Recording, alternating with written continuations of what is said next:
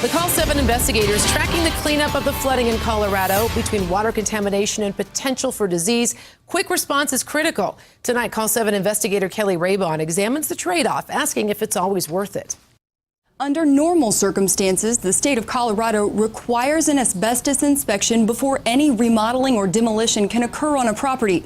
But in an effort to speed along flood recovery, those requirements were waived. You can't see it, taste it, or smell it.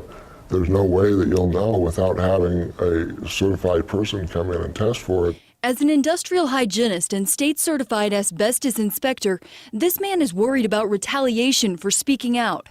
But he's even more concerned that the state's decision to relax its usual asbestos abatement restrictions during the massive flood cleanup may cause more harm than good. And if you don't know if a material has asbestos in it, you have to assume that the material does and treat it as an asbestos-containing material until it can be sampled and proven to not have asbestos in it. But in flood cleanup guidance released earlier this week by the Colorado Department of Public Health and Environment, quote, to enable timely cleanup of flood debris, the department will temporarily not enforce certain regulatory requirements. And when it comes to asbestos contamination, if this is not known, the material may be handled as non-asbestos flood debris and disposed of at a permitted landfill. Just removing the gross material doesn't guarantee that all the asbestos fibers are going to be gone from the structure. So there could still be asbestos in the home even though the materials are taken out?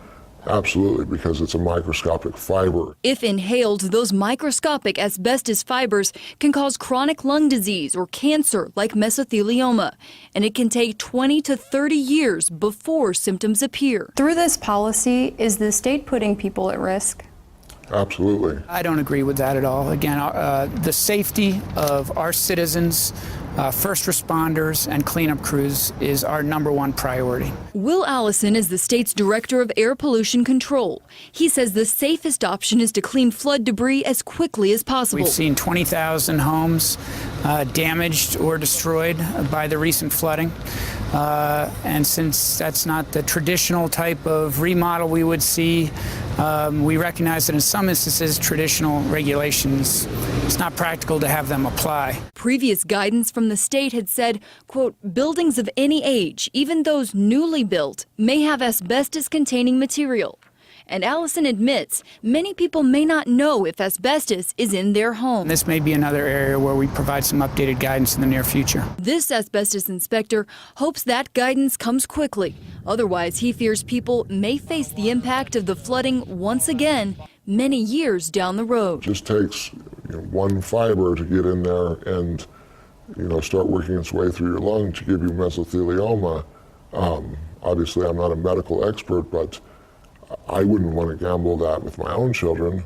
A spokesperson with EPA tells me that in times of emergency, it allows the state to make temporary adjustments to hazardous material cleanup laws. We'll let you know if the state does provide further clarification on how to protect yourself from asbestos exposure. I'm Call 7 investigator Keli Rabon. If you have a story idea for Kelly, John, or me, you can give us a call at 303-832-7777 or send an email to call7@thedenverchannel.com or use the Tell Us button on the bottom of the 7 News app.